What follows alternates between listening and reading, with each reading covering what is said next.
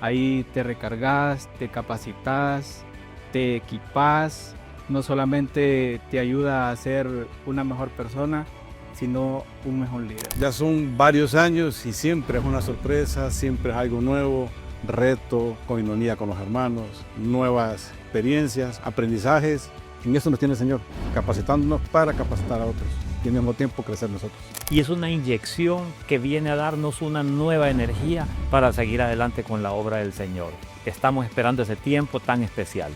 Y la experiencia, lo que se gana realmente es maravilloso. Lo más importante de todo ello es que estamos sirviendo al Señor de esa forma. Para mí el campamento de líderes es proseguir a la meta juntos.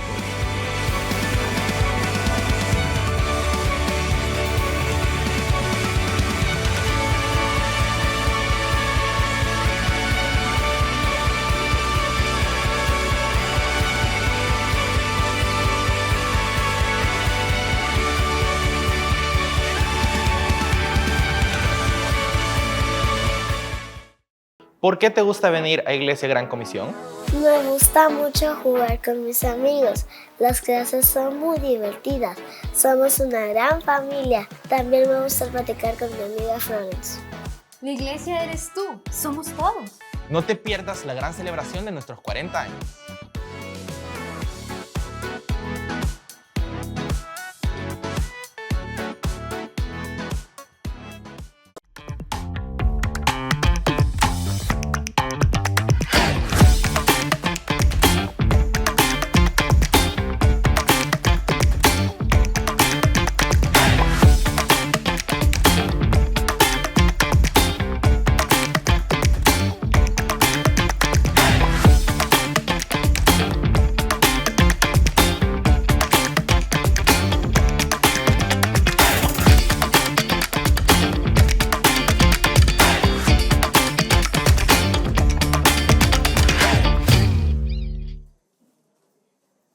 Muy bien, hermanos, como introducíamos hace unos minutos, hoy vamos a hablar de milagros y prodigios, señales milagrosas, no solo los que en la historia sucedieron, sino que los que han estado sucediendo en su vida, de qué manera los ha afectado a ustedes, testigos presenciales de una manifestación poderosa de su Dios. ¿O simplemente somos testigos inertes de lo que Dios hace a nuestro alrededor? Vamos a orar para que Dios nos guíe esta mañana. Señor, venimos delante de ti, Señor, una vez más para aprender de tu palabra, Señor. Te pido, Dios, que tú puedas disponer nuestros corazones, Dios, para que esta mañana seamos retados a ser testigos fieles de tus maravillas y promotores de tu fe, una fe transformadora, Dios, que toca de manera particular a cada uno de nosotros, Dios.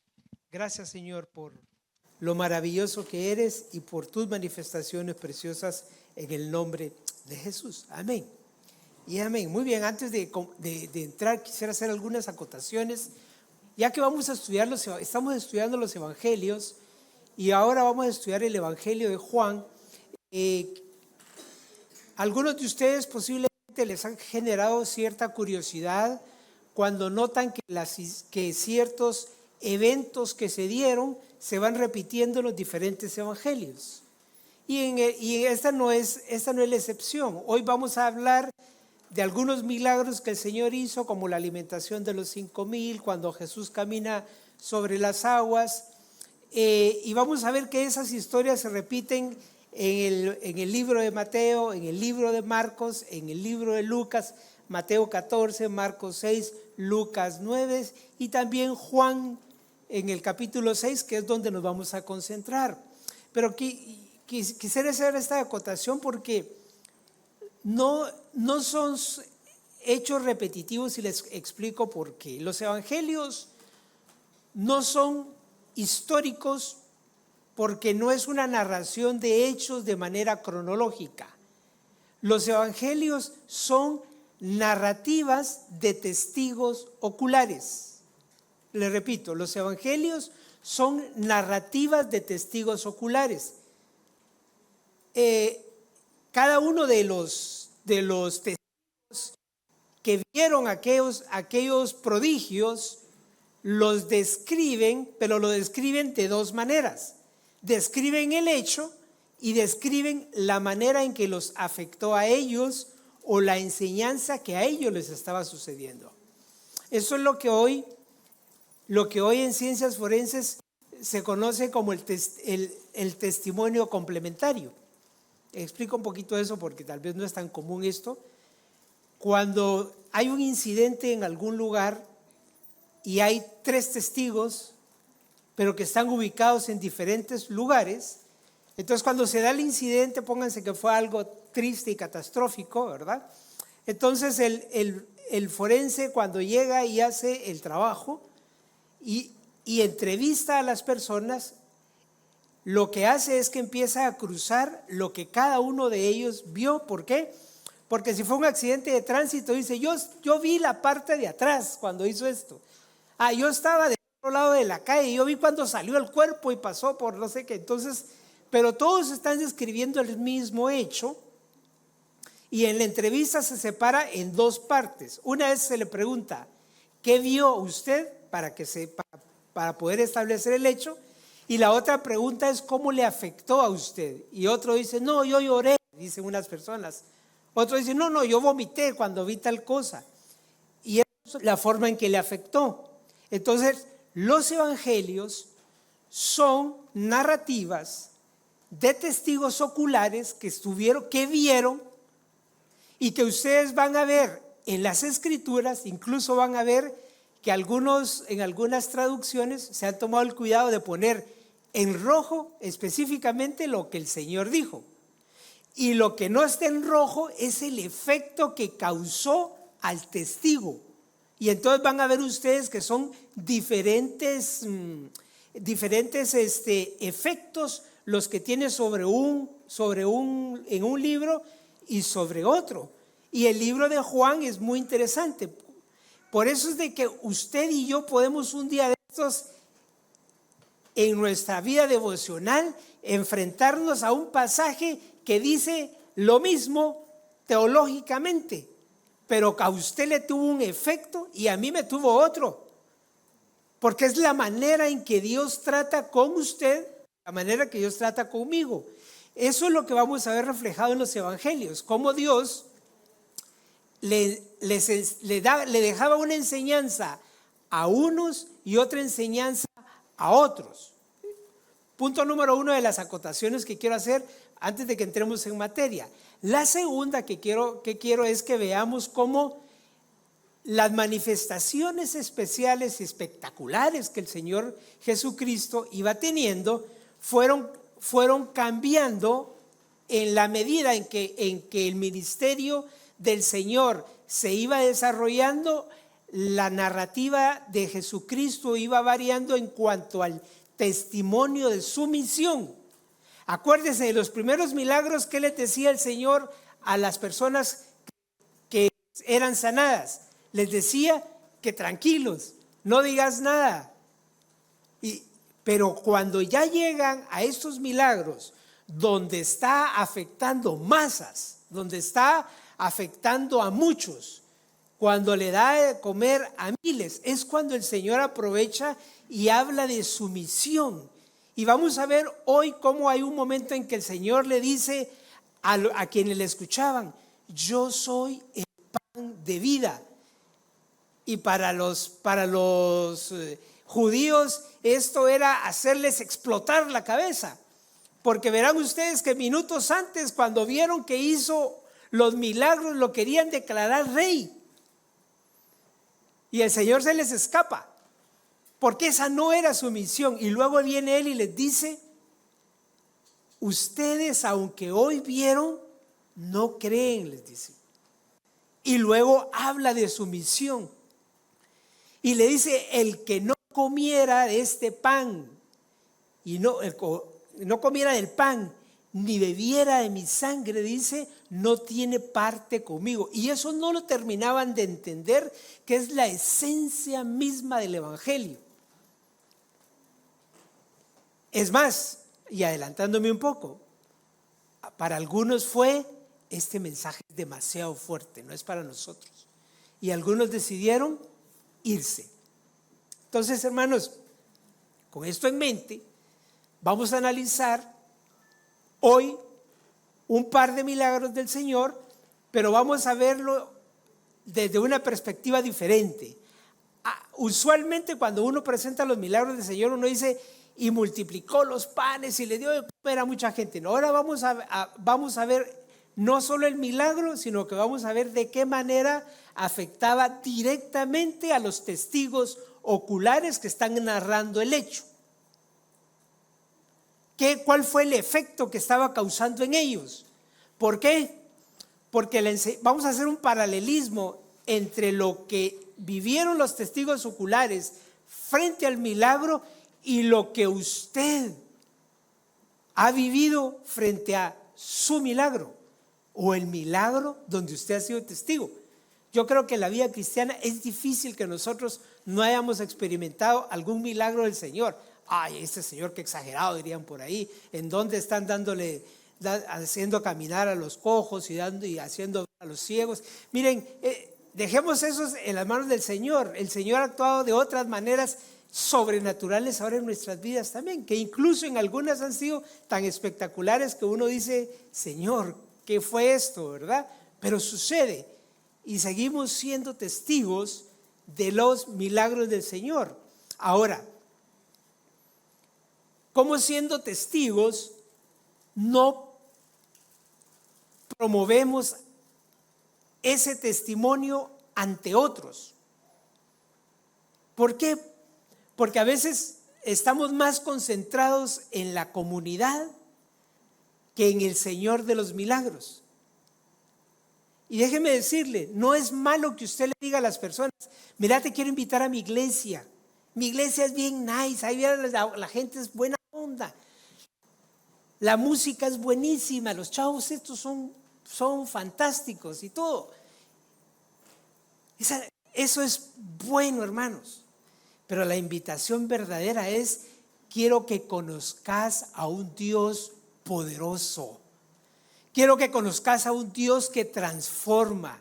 Quiero que seas amigo de un Dios que va a afectar tu vida. Esa es la verdadera invitación. No enamoramos a la gente con el ministerio. Habrá muchísimas otras iglesias que tienen muchas más cosas espectaculares y un show increíble, ¿verdad? Pero nosotros lo que invitamos es a las personas que conozcan a nuestro Dios. Esa es la verdadera invitación. No quiero invitarte a mi iglesia para que te enamores del ministerio. Quiero que te enamores de mi Señor y que seas testigo de sus milagros, porque yo soy un testigo de ellos. Y puedes dar tu testimonio.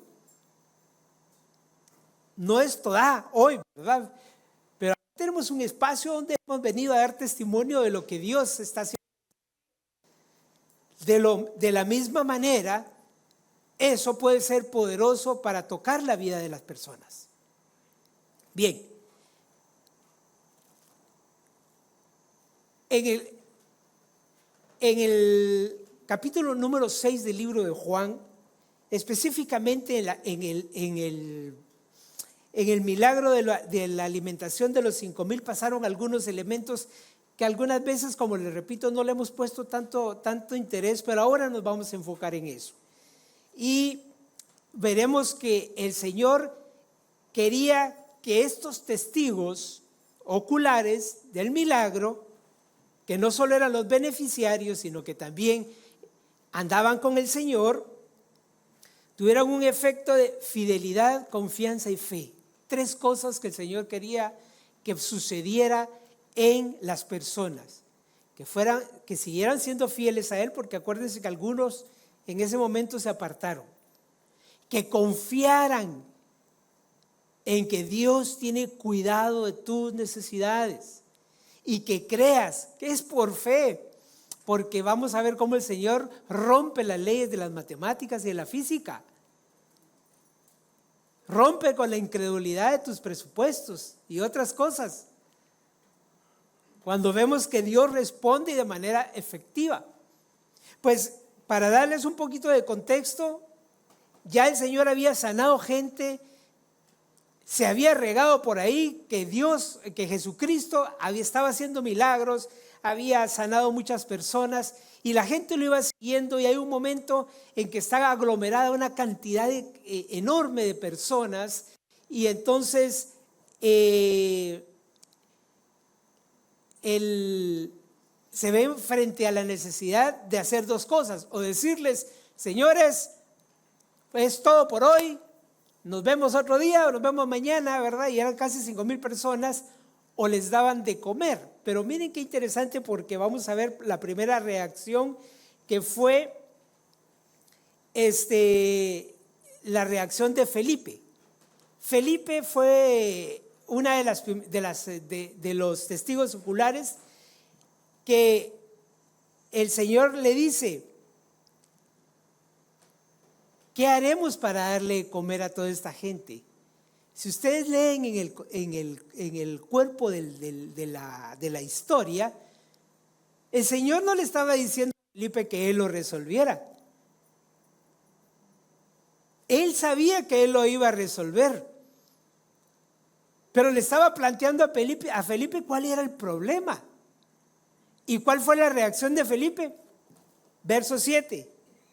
Ni con el salario de más de 6 meses de trabajo podríamos comprar suficiente pan para darle un pedazo a cada uno, respondió Felipe.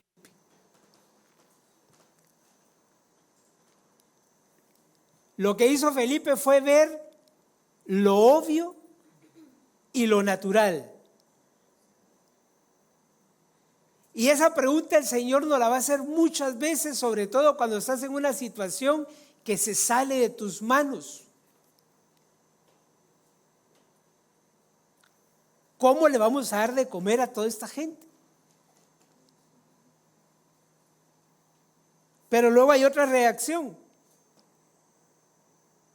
Cuando Andrés finalmente consigue los pececitos y los panes que habían ahí, pareciera ser que iba a llegar de manera con mucha fe, decirle: aquí está la solución, Señor. No, le dice: aquí hay un muchacho que tiene 5 peces, verso 9. 5 peces, 5 panes de cebada y 2 peces. 5 panes y 2 peces. ¿Qué es esto para darle comer a tanta gente? De nuevo, otro efecto de incredulidad. Miren, esto, hermanos, es porque a veces cuando estamos frente a la necesidad, subestimamos que tenemos un Dios poderoso, un Dios de milagros. Y eso te puede limitar a dar tu paso de fe. Miren que no estamos hablando de cualquier persona. Estos 2 testigos andaban con el Señor, habían visto milagros, habían visto sanaciones, o sea, habían visto al Señor en acción. Si habían visto eso, en este momento estaban dudando que se podía realizar lo otro, porque era demasiado grande. Y miren, hermanos, esa es la cuantía de tu fe, de qué tamaño ves el problema. ¿Más grande que tu Señor o más pequeño que tu Señor? Y ahí es donde el Señor prueba nuestra fe, para que ver si le crees o no lo crees, si te lanzas o no te lanzas. Hace unos años atrás, cuando éramos solteros, empezábamos en el ministerio y estábamos con aquella fogosidad de servir, ¿verdad? Yo tenía un carrito viejito, ¿verdad? Y era el carrito del pueblo. Todos los solteros se metían ahí. Una vez le metimos 13 personas. No sé cómo iban, pero iba ese montón de gente metida ahí adentro. Y no era cómodo, pero era alegre andar ahí, ¿verdad?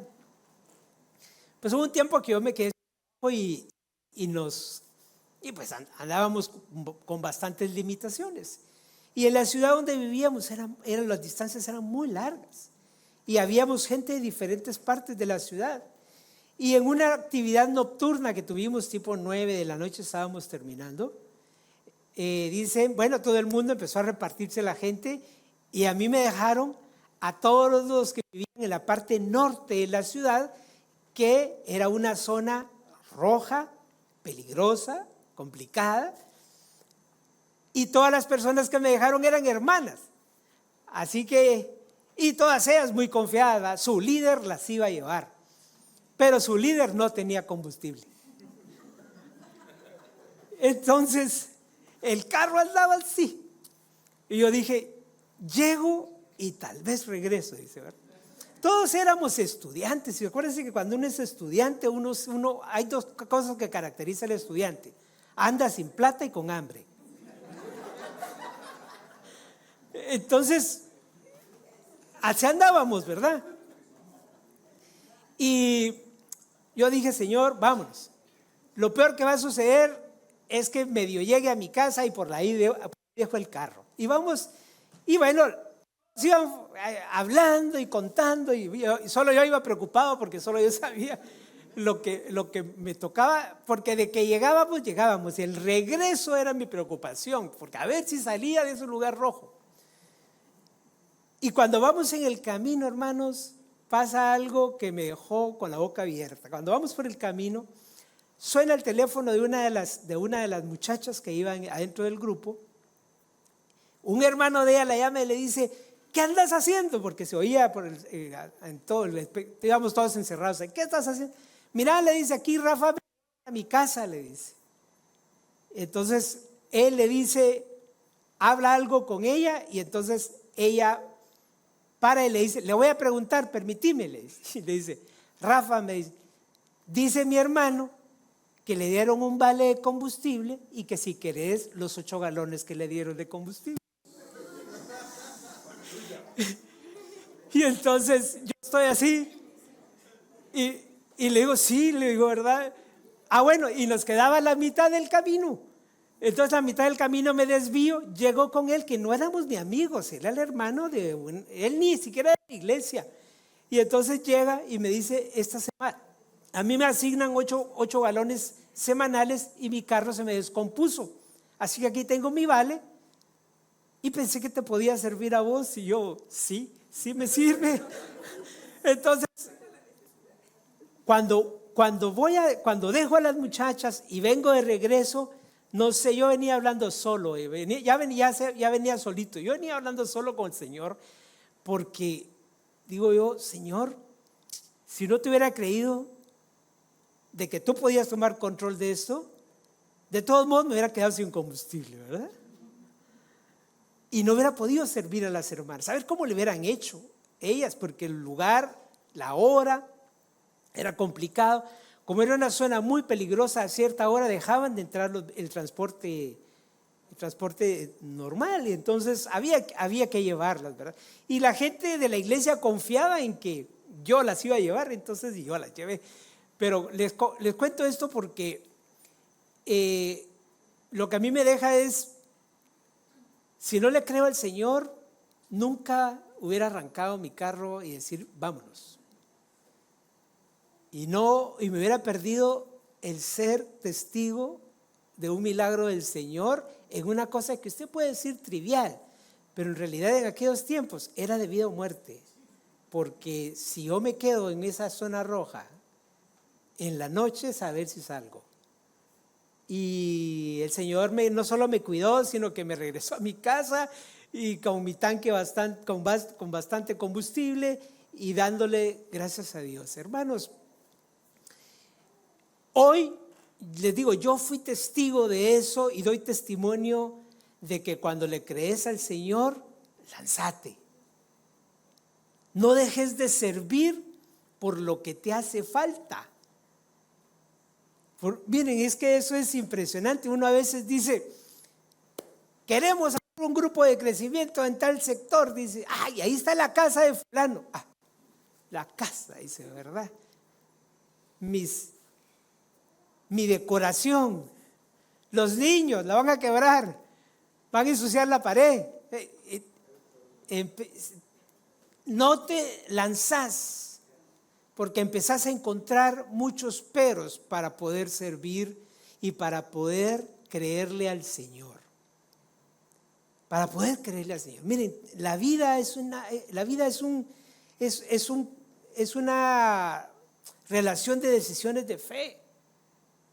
A veces cuando me preguntan a mí, los recién casados, cuando les digo, ¿cuáles son los planes? Pues no sé, tal vez vamos a tener un hijo. Digo, ¿y por qué? Le digo, ¿por qué el tal vez, verdad? Y empiezan a hacer números. En otras palabras, muy caros salen los hijos. Se ponen a hacer cuentas, pañales, pediatra, hospital, todo. Miren, si uno le pone números a los hijos, uno no los tiene. No los tiene. Porque a nadie le alcanzaría. Habría que tener muchos recursos para... Es un acto de fe, hermano. Miren que a veces nos cuesta creerle al Señor que vamos a poder criar a un hijo, pero nos metemos una deuda de banco para una casa pagarla en 20 años. Y yo no digo que esté malo, pero ¿quién le garantiza a usted que en los 20 años va a tener trabajo y que no se le va a quitar el banco? Es un acto de fe también, ¿verdad? Los hijos son igual y además son una bendición. Así que no se priven ese privilegio.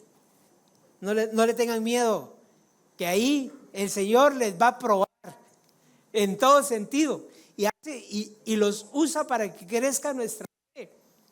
¿Quién no ha pasado problemas económicos? ¿Quién no ha tenido problemas para llegar a fin de mes? ¿Quién no ha visto la mano del Señor para proveer en momentos de necesidad?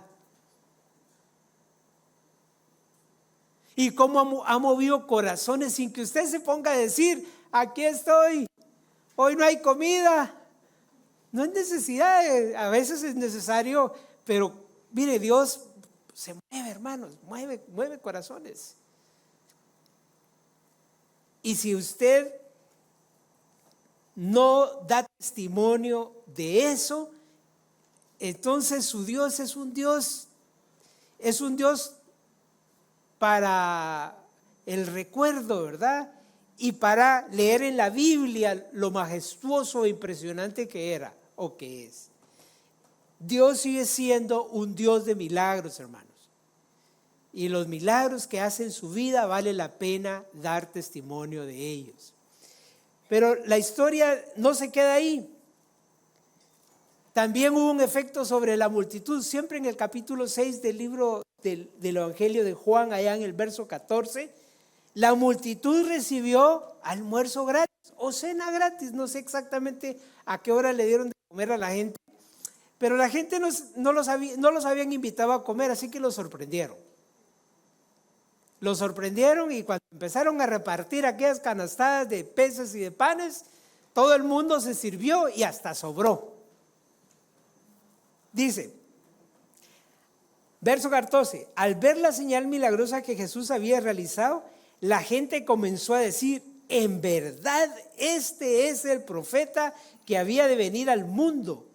Pero Jesús, dándose cuenta que le querían llevárselo a la fuerza y declararlo rey, se retiró de nuevo a la montaña él solo. Miren, aquí hay que entender el contexto. ¿Cuál era el Mesías que estaba esperando o que siguen esperando los judíos? Están esperando a un líder político, poderoso, que gobierne. ¿Dónde vamos a empatar nosotros con la visión del pueblo judío? En la segunda venida, cuando el Señor gobierne de Israel. Entonces ahí nos vamos a empatar con los judíos de que hablábamos del mismo Cristo que ya vino y que aquellos siguen esperando. Pero en este momento, como esa parte siempre fue parte de la profecía, acuérdense que esto los profetas lo venían anticipando tiempo atrás. Cuando ven los milagros dicen, este es, hagámoslo rey. Algunos historiadores dicen de que a partir de esa presunción de rey es que los romanos empezaron a llamarle el rey de los judíos, y por eso es que en la crucifixión Pilato le llamaba así. Pero ojo, el Señor, cuando vio que el pueblo se estaba desviando con respecto a eso, dice que se fue, los dejó ahí con la algarabía, ¿verdad? De que a este sí lo queremos. Miren que eso es lo que todos los políticos de ahora quieren llegar a un lugar, darle de comer a la gente y que lo levanten en hombros proclamando los líderes, presidentes, gobernadores o lo que sea. Y el Señor les dijo, no, eso no es lo mío. Y además su visión era otra, que es lo que vamos a ver justamente ahorita en el verso 20, un poquito más en los versos más adelante. Pero lo que quiero decirles es que el Señor hace una pausa aquí, y por eso yo decía al principio, antes el Señor llevaba sus milagros con mucha cautela, pero ahora les empieza a decir cuál es su misión, y les empieza a decir, el que no come de mi carne ni bebe de mi sangre no tiene parte conmigo. Y el que coma y beba no tendrá hambre ni sed jamás. Y entonces ese mensaje no lo entendían los judíos porque no terminaban de entender que el pacto de la ley estaba por concluir y empezar ese nuevo pacto que era el pacto de la gracia a partir de la crucifixión. Sin embargo, todavía faltaba porque los suyos mismos estaban todavía ciertamente incrédulos. Y el Señor les dice, adelántense y se van en la barca. Y aquí ustedes van a ver que el libro de Juan describe ese encuentro de los discípulos con el Señor en el mar, cuando dice que avanzaron ciertos kilómetros y luego lo ven caminar en el agua y se asustaron. No da todos los detalles que dan los otros evangelios con respecto a Pedro y todo, pero aquí habla específicamente del impacto que le causó al testigo ocular. Y vemos en el versículo 20, cuando el Señor va sobre las aguas y le dice, pero Él les dijo, soy yo, no tengan miedo.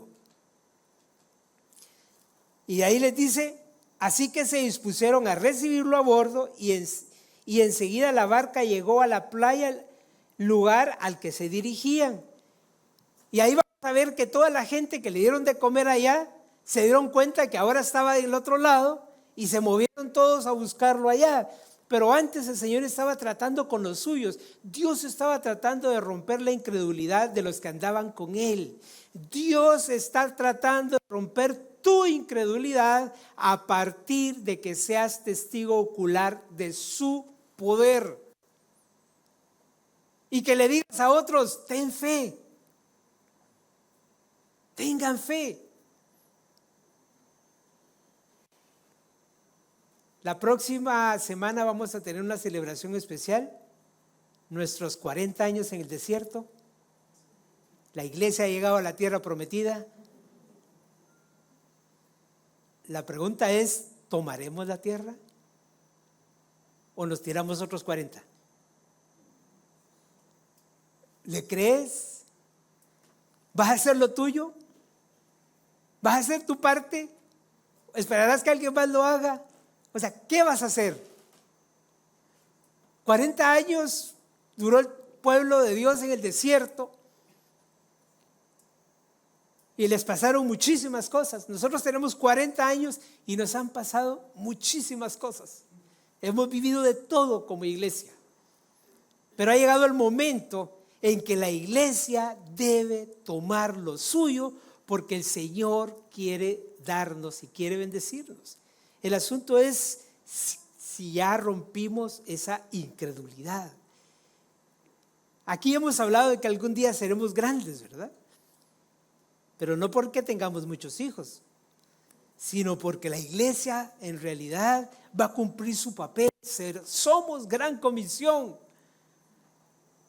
Evangelizamos, discipulamos y ganamos personas para Cristo. Transformamos vidas.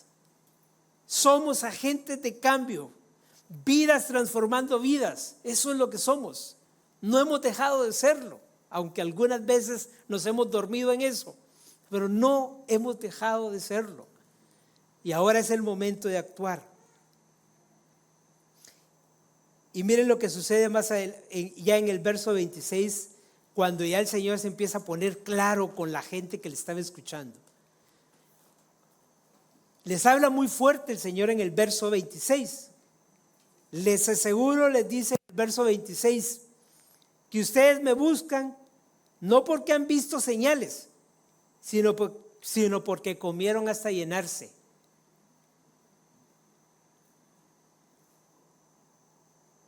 Trabajen, pero no para la comida que es perecedera, sino por lo que permanece para vida eterna, lo cual les dará el Hijo del Hombre. Dios el Padre ha puesto sobre él su sello de aprobación.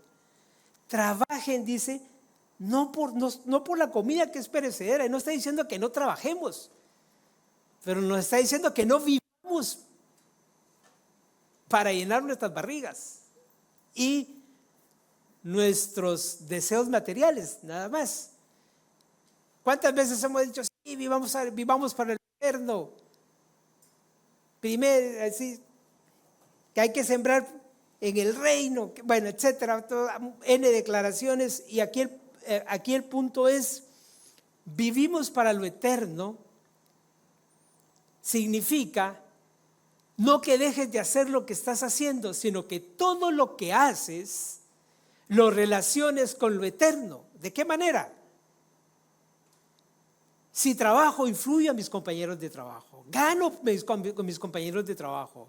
Si estudio, afecto a mis compañeros con los que estudio, al barrio donde vivo, al vecino, al de al lado, al de arriba, al de abajo, no sé cómo vives allá. Está hablando de que seamos así, ¿verdad? Seamos a cada lugar donde nosotros estamos, y que ahí vivamos y vivamos para lo eterno. Y vivir para lo eterno no solo reunirnos los domingos, es una alegría que ustedes vengan y que disfrutemos este tiempo maravilloso. Es una alegría, hermanos, sigámoslo haciendo. Pero si de aquí al siguiente domingo, como no nos vemos, pero tampoco nos llamamos, tampoco estamos pendientes unos de otros, tampoco nos interesamos en lo que está pasando con el de adelante, con el de atrás, entonces somos de domingo.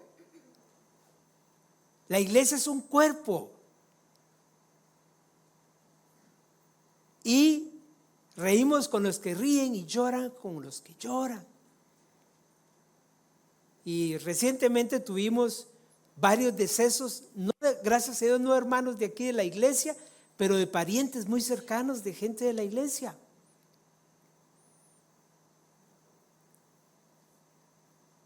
O sea, familias nuestras estaban con un dolor fuerte por causa de la separación. Y ahí necesitaban que la iglesia estuviera, que usted estuviera. Porque eso es para lo eterno, porque para eso somos, para eso estamos. Pero no estamos solo para los muertos, estamos para los vivos. Y los vivos están allá afuera muriendo sin Cristo, y yo sigo pensándomela, si lo hago o no lo hago, si comparto o no comparto, si le doy el evangelio o no le doy el evangelio, si le hablo o no le hablo. No sé si le pasa a usted, pero a mí varias veces el Señor me ha avergonzado en este tema. Y digo me ha avergonzado porque hay gente que ha llegado a decirme, hey, mira vos, de repente casi que me llegan a pedir que les dé el evangelio. Y uno dice, ¿por qué no lo hice antes? O sea, cuando de repente alguien se acerca con uno y le dice que le tiene miedo a la muerte, te está diciendo, evangelízame. O alguien te está diciendo, o alguien de repente se acerca contigo y te dice que él cree que hay algo después de la muerte, pero que no sabe exactamente qué va a pasar después de que muera. Te está diciendo, evangelízame. Y usted se queda diciéndole, sí, ¿verdad? Es profundo eso, le dice. Hermano, no permitamos que eso suceda, porque eso es como el Señor recordándote, para eso te dejé ahí. Ni a los ángeles les di el privilegio de evangelizar, porque se los otorgué a ustedes los nacidos de nuevo. Entonces la iglesia no puede seguir callada. No podemos seguir esperando que la gente venga por inercia. Que la gente venga porque vio un rótulo allá afuera y dice, iglesia, voy a ir ahí. Y no les vaya a suceder como un señor al cual yo le tuve que decir en una oportunidad, que de pronto llegó a un servicio y como era alguien nuevo, lo fui a saludar. Y lo vi, lo saludé con su esposa, sus 2 hijas, y muy simpáticos ellos, ¿verdad? Y me dice, hey, ¿qué tal? Bienvenidos. Y me dice, venimos a conocer su iglesia, pues que excelente, bienvenidos, siéntense. Al terminar el servicio me vuelvo a acercar con ellos y me dice la esposa, mire, me dice, ustedes son tal vez la 11ª iglesia que nosotros hemos visitado en estos últimos meses. Y le digo, ¿y por qué andan visitando tantas? Es que andamos viendo dónde el Señor nos quiere para que vayamos a hacer. Andan buscando iglesia. ¿Y dónde se reunía? Es que nosotros todavía nos reunimos allá, me dice, ¿verdad? Pero andamos buscando a dónde. Hermano, que no sé si era hermano. Yo le digo a él, yo creo que estás equivocado. Le dije. Andás buscando un lugar donde te sirvan o estás dispuesto a servir donde Dios te llame.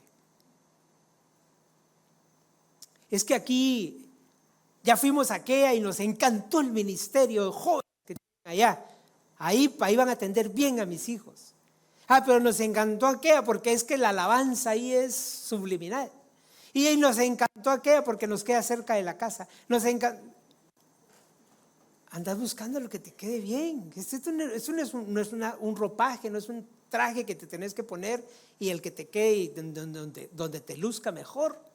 ¿Dónde te ha llamado el Señor a servir? Y hermanos, el Señor quiere que en el corto tiempo que dura la vida, que no es mucho, en realidad vivas para lo eterno. Vivas para lo eterno y sembrés en lo eterno, ¿verdad? Y el tiempo se va, hermanos, y uno se queda pensando si fue suficiente lo que hice. Y eso va más allá de servir, y yo lo digo con todo respeto y amor a todos ustedes que sirven, síganlo haciendo. Pero si sus vidas no se están multiplicando en otras personas, cuando lleguemos al tribunal de Cristo no le vas a decir al Señor, Señor, yo era el más tigre de todos los servidores. Creo que el Señor te va a decir, bueno hiciste, pero ¿cuántas vidas afectaste? ¿Cuántas personas llevaste al reino? ¿Cuántas rescataste del infierno? Eso es lo eterno, hermanos. Lo demás es muy bueno y hay que hacerlo, ¿verdad? Pero no nos perdamos, ¿verdad? El Señor nos ha regalado de ir, pero esa no es nuestra misión. Esa es una forma de llevar un evangelio que lleva necesidades y hay que seguirlo haciendo. Pero la iglesia no es para eso. La iglesia, el Señor la dejó para ganar almas para Cristo y para que crezcan en el amor del Señor. Esa es la función de la iglesia. Que utilicemos esto como un medio de bendición, fantástico, y hay que seguirlo haciendo. Pero esa no es nuestra misión. Nuestra misión son vidas. Y ahí es donde debe estar nuestra concentración. Verso 35, y con esto voy concluyendo. Les dice el Señor, y aquí ya se pone claro, cuando les dice, yo soy el pan de vida, declaró Jesús, el que a mí viene nunca pasará hambre, y el que en mí cree nunca más volverá a tener sed. El Señor Jesucristo dándole el evangelio a toda aquella gente, la mayoría judíos. ¿Y qué hicieron las personas? Se pusieron a murmurar, verso 41. Entonces los judíos comenzaron a murmurar contra él. ¿Por qué dijo, yo soy el pan que bajó del cielo? Decían los judíos. ¿Acaso no es este Jesús el hijo de José? ¿No conocemos a su padre y a su madre? ¿Cómo sale ahora diciendo, yo bajé del cielo? Empiezan a cuestionar la autoridad del Señor por causa de su Dios hombre. Y entonces el Señor concluye en el verso 47 y les dice, les aseguro que el que cree tiene vida eterna. Yo soy el pan de vida. Hermanos, esto es el corazón de lo que Juan está transmitiendo en el capítulo 6. Que no lo vieron los otros. Yo soy el pan de vida. El que cree tiene vida eterna. El Señor está hablándonos clarito ahí. Esta es mi misión. No que me proclamen rey, no que esto. Mi misión es que el que crea tiene vida eterna. Y el que coma y beba de mí no tendrá hambre ni sed jamás. Ese es el mensaje central del Evangelio. Por eso los llamamos evangélicos. No porque sea una denominación, sino porque los evangélicos o los evangelios, testigos oculares de las maravillas de Dios. Usted es un testigo ocular de las maravillas de Dios que han sucedido en usted, en su núcleo familiar. Vaya y dígale a otros que quiere presentarle a un Dios poderoso. Oremos. Gracias, Señor, porque eres grande y poderoso.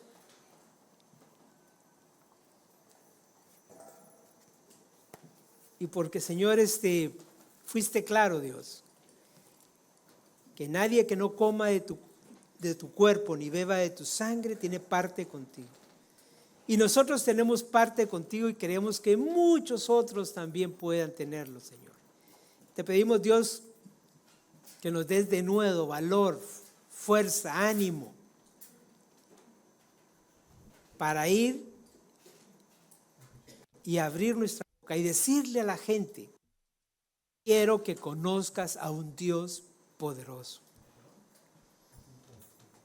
Viene a mi mente aquel momento en que los discípulos conocen al Señor y salen corriendo a decir, hemos encontrado al Cristo. Y con entusiasmo hablaban de ese Cristo. Señor, yo te pido que la iglesia con entusiasmo vaya a hablar de ese Cristo poderoso. Señor, no queremos ser de las secretas, Señor. Queremos que nuestra vida cristiana se refleje en todos los espacios y que nos uses poderosamente para mostrar que no es una religión, sino que somos testigos de tus maravillas, de lo que has hecho en nuestras vidas, de lo que has hecho con los hermanos, lo que has hecho con la familia, lo que has hecho con la iglesia. Te ponemos a los hermanos en tus manos, Dios, para que toques su corazón. Dios, y que se vea reflejado en vida, Señor, en ánimo, en crecimiento, en decisiones, en madurez, porque ese es tu deseo. Oramos en el nombre de Jesús.